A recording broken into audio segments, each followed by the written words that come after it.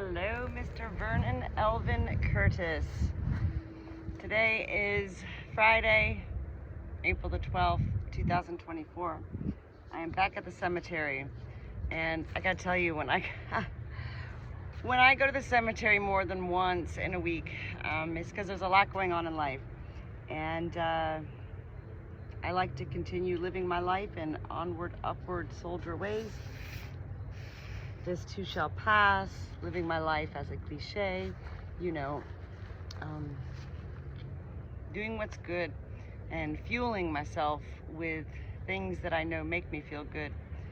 And coming to a cemetery and cleaning a headstone, oh my gosh, how could it not make me feel good to do something just beautiful, beyond beautiful, actually to not only visit with a soul who is laid to rest beneath my body as I sit here, but also a life that once was in this life. A life that I never could have known because, well, he was born in 1896 and died when I was a little girl and in a state and place I wasn't even here.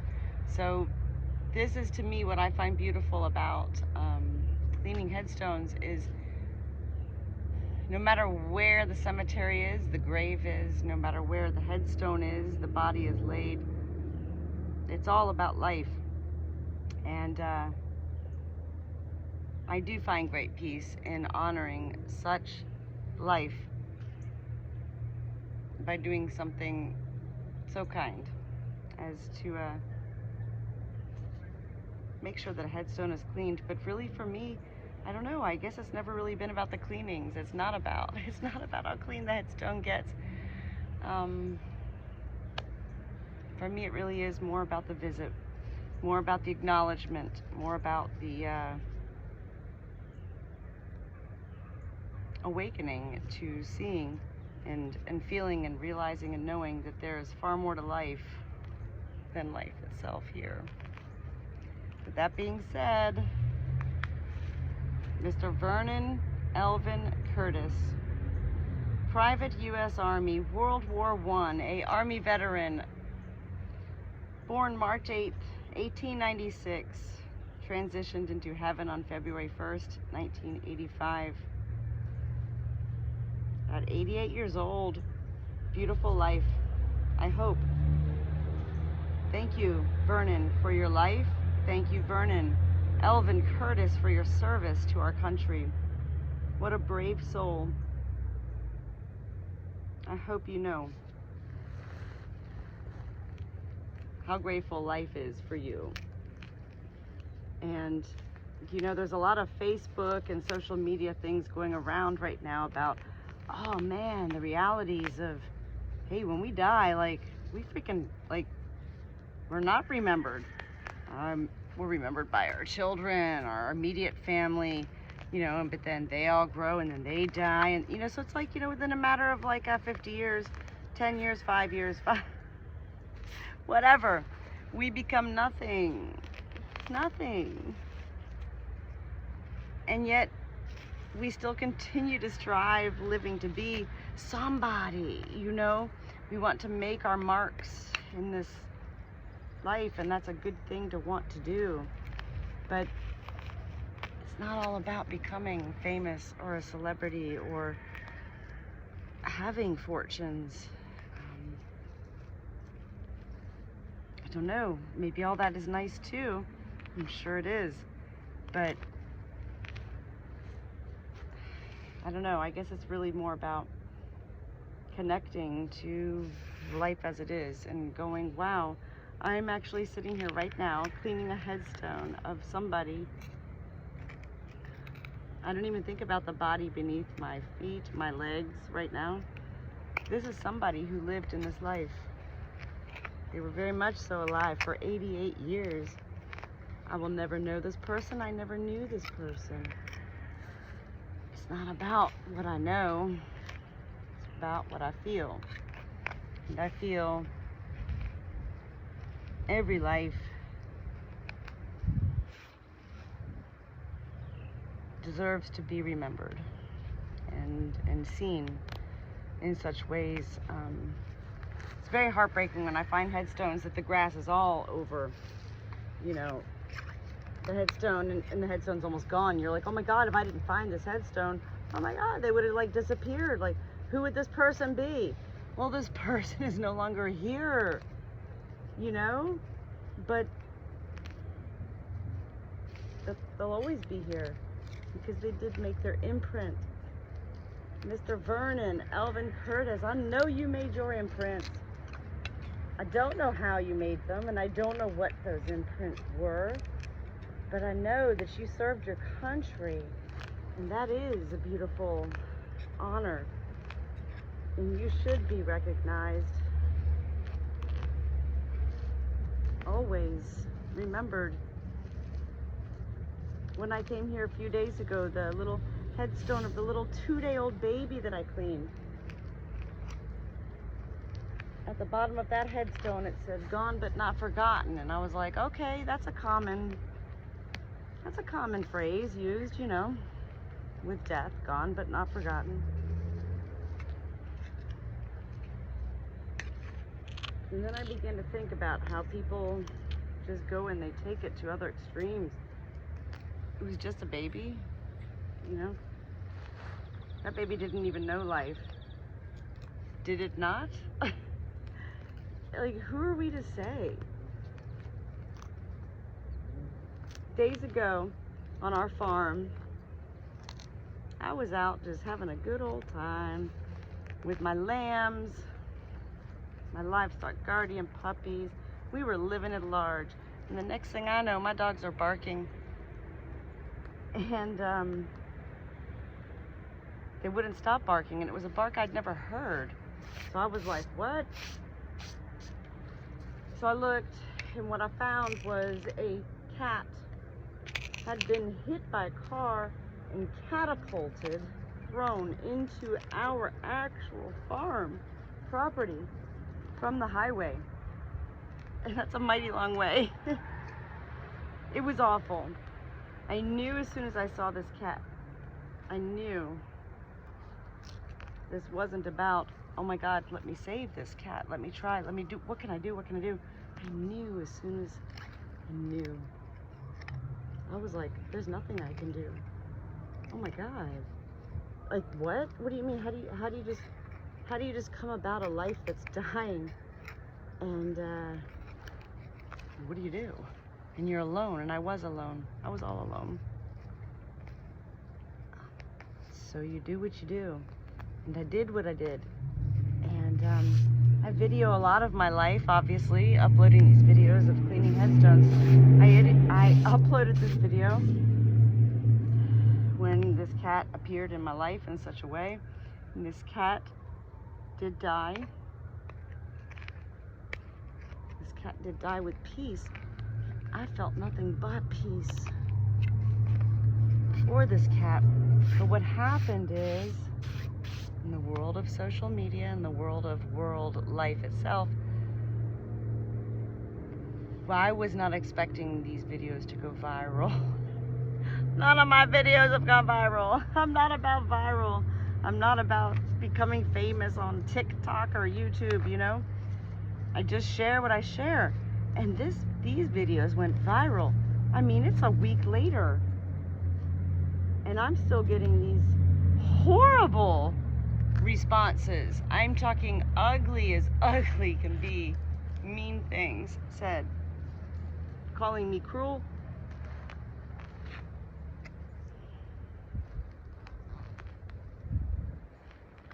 You gotta let those things go. And yet I've actually been amazed during this moment to be in such a state of knowing that I've been like, what? I'm just kind of like, what? But nothing penetrates me in the ways that it used to. I don't have that need for fight or flight, defense, proving I'm right or I'm good. When you know that you're good, you learn to embrace loving yourself, knowing that you know you're good. Vernon, enough about me. I'm so tired of talking about me, you know what I mean? This is why I do come to the cemetery, actually, is to not think of me or talk of me. I come to the cemetery to embrace life. So now I just got your big trench dug here. These flat-laying headstones, what happens when you clean them, if you don't have a trench, the water has nowhere to go, and so it just ends up landing right back on the stone, which then it's like a never-ending process. So the trench is very important for the flat-laying headstones. Along with that being said, you can't just dig a trench at a headstone cemetery and then just leave the freaking dirt everywhere, you know what I mean? So I don't do that. The other day when I was here cleaning a headstone, I always upload all my videos, and I uploaded that video and I went on about my life, and then I decided to watch the video, which I never do. And when I watched it, I said, oh my God, I need to take this down off of public viewing right now. I'm an awful person. And it's not that I'm an awful person, it was that I'm constantly wanting to protect life. And when I was here the other day, that was an emotional time. It's been an emotional time in my life for the past 2+ years. Since my father-in-law died and my whole world got turned upside down, and then my whole family's world got turned upside down in their own ways. It's like been a never-ending roller coaster. I took that video down because, as I told my mom, I don't want people associating me with anything about, oh man, she got some serious family issues. I don't want people thinking anything bad, because what I share is never intended to be bad. But I guess I was having a bad day, you know? And that's the truth of life, is that we all have bad days. We all have bad moments. It's how we get through it. And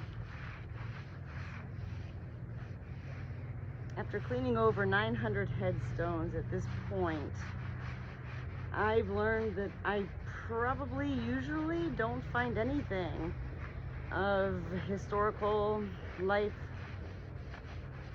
documented information or value of any of the headstones that I clean. And yet I still always will look. Whenever I clean a headstone, I always take a before picture and an after picture. I upload it to the worldwide app called Find a Grave, which is worldwide.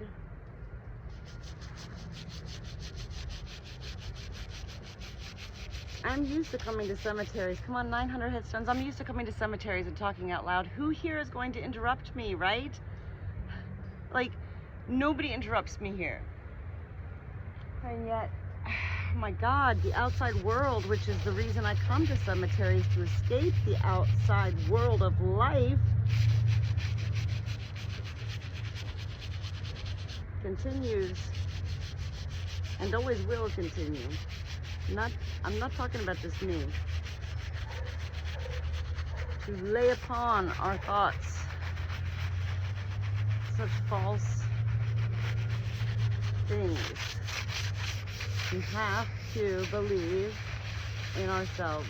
We have to follow our heart, our mind, our soul. And let me tell you, I've known God and angels my whole life, since I was a little girl. But when I met Jesus, oh Lord, don't get me started on that. And even then I go, oh my God, I need to cut this video off right now. I can't possibly post this video. My family will be mortified that I'm talking about Jesus and meeting him. Why is the meeting of Jesus considered such a mentally ill thing?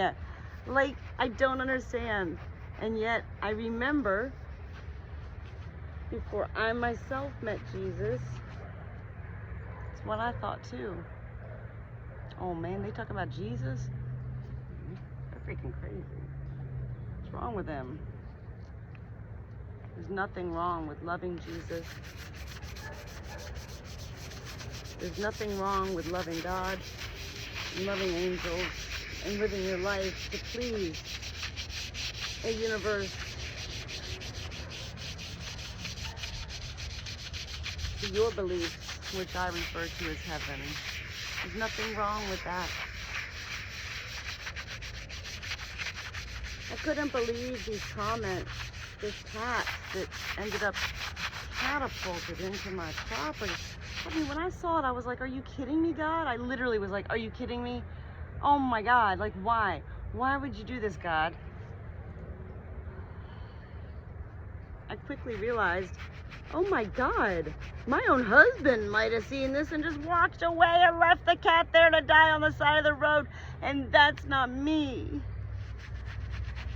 That is not me.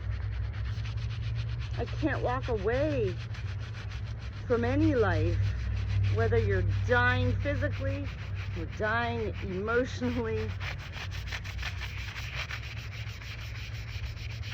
And yet that continues to be,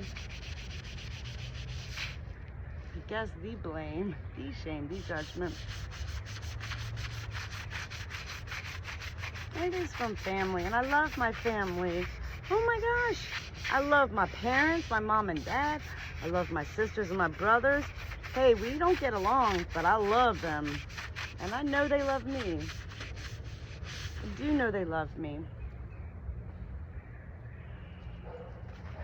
Why can't we all just accept one another for whatever those strengths are that we have, and utilize one another to embrace and rely on at times when we need such comfort? Tomorrow is my baby daughter's 21st birthday.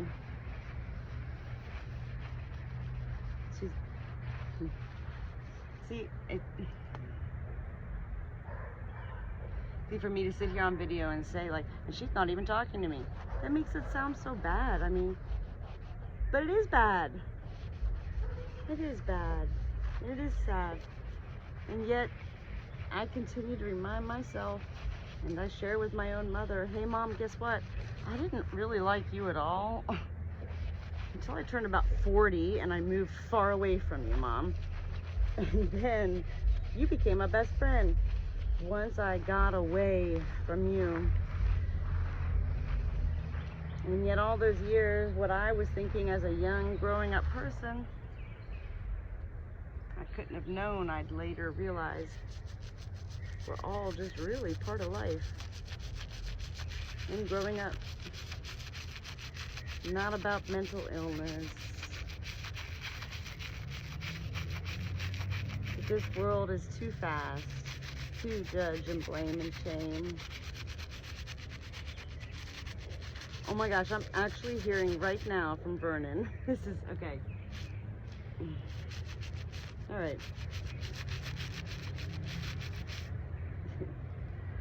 He's actually, I don't know.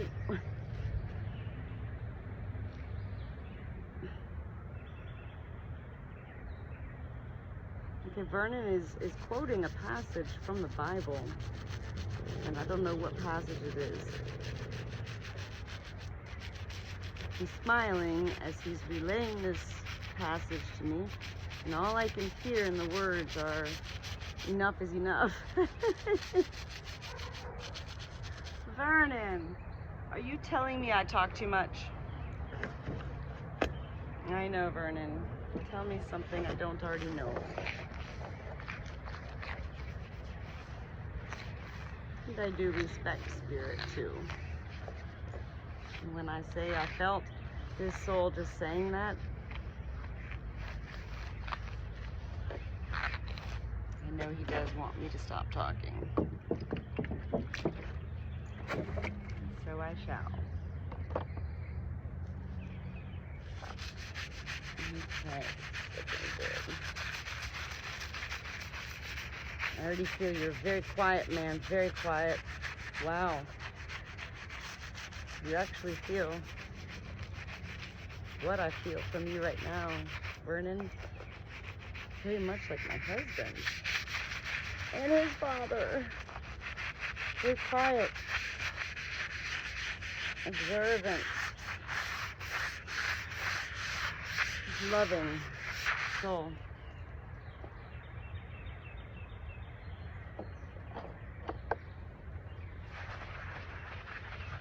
I think when we get angry with people in life, especially when it's family, it's because we simply aren't being heard, because we simply aren't speaking. When we learn to not fear what we feel and think,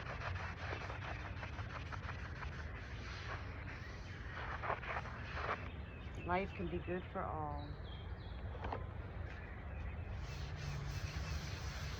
Vernon, Vernon, Vernon. Those viral videos of the cat I named Fever, people were saying such cruel. I mean, I was like, whoa. Talk about being blamed, shamed, and judged. Oh my gosh. First of all, I'm used to 200 views on my videos, and so now to get 300,000 views and 3,500 comments, and out of those 3,500 comments, 50% of them were calling me a monster, a psycho, a loser, an actress trying to make money off of TikTok. I knew all those things weren't real, and that's why those words did not affect me in any detrimental ways, but they did affect me in ways of furthering opening up my eyes to the way this world is. This world is, and we are in this world. We all need to take more part.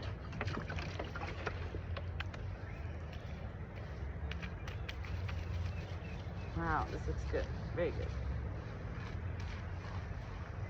Vernon, I did hear you. You did say to stop talking. I will.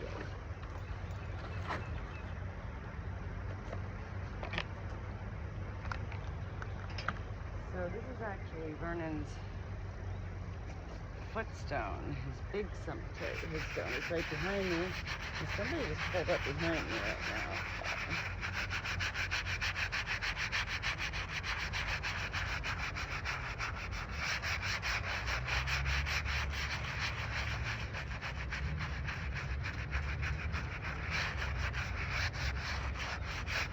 Oh boy.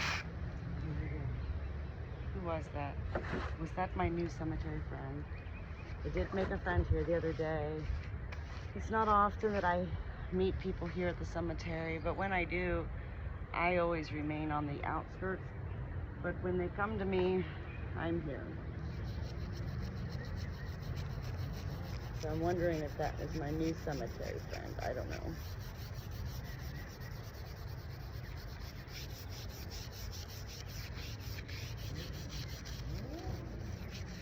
So what I was saying is this is Vernon's footstone I cleaned. The military footstone I cleaned, but he has a big headstone. Okay. And that's another thing that happens. I'm not used to people showing up at the cemetery when I'm here.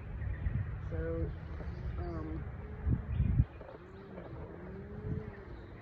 I'm not used to conversing with people when I'm here. And it is a very intimate moment for me. This is not a da-bing-da-bang, let me go bash out cleaning a headstone. It is a very sacred and special time for me. So when I do run into people at the cemetery, it does fluster me and throw me for a loop.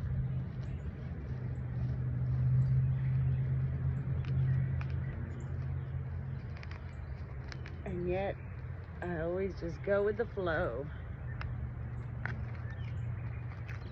I don't preach. I'm just here to share my soul with souls.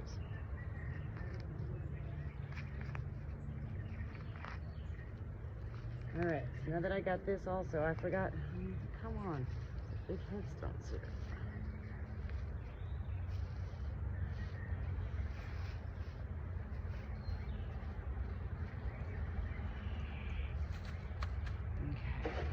Okay, one more brushing here.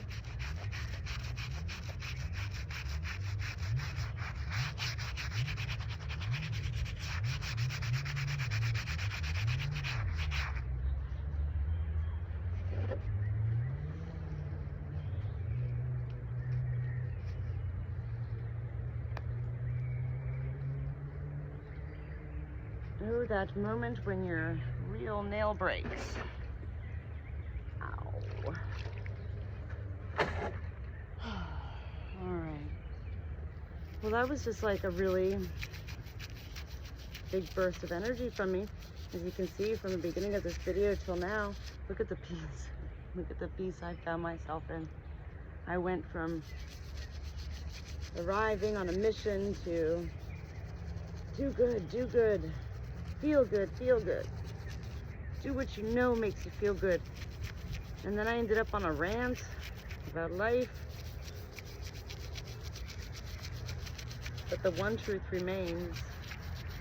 At least I'm expressing it and I'm sharing it with life.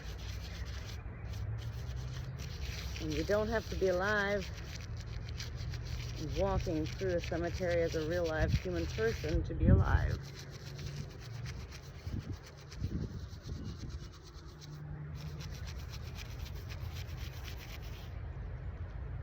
Vernon. Thank you, Vernon.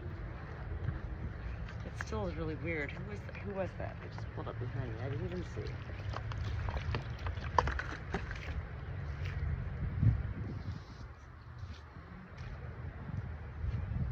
Beautiful.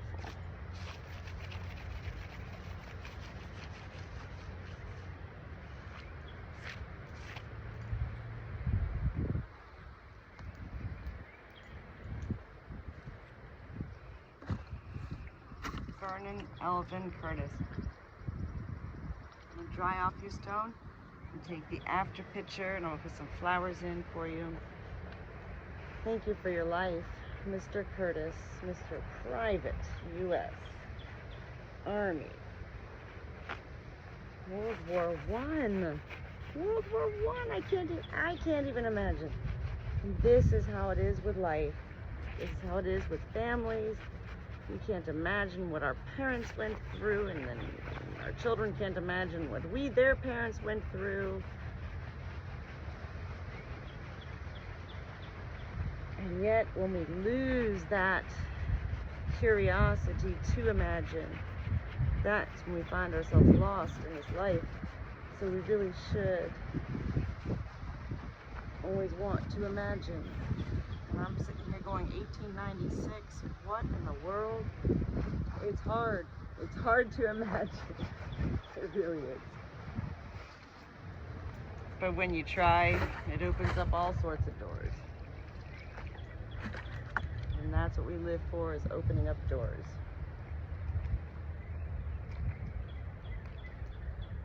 Right?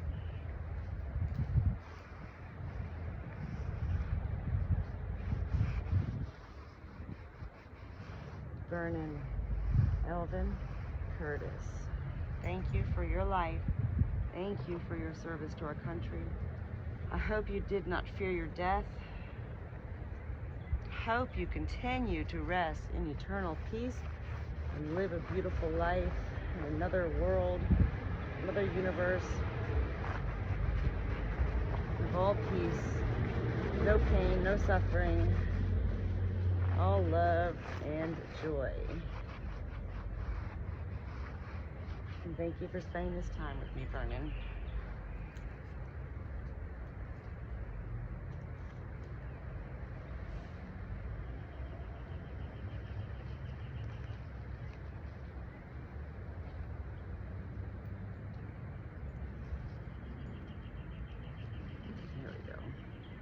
beautiful.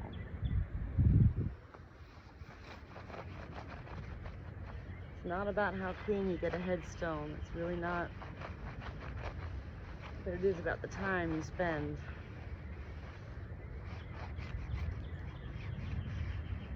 On cleaning something that you don't have to clean, that nobody asked you to clean, that you're not getting paid to clean, that you don't want to be paid to clean.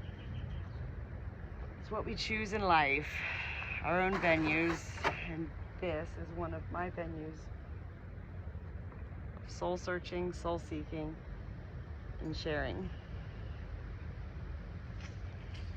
Thank you, Vernon.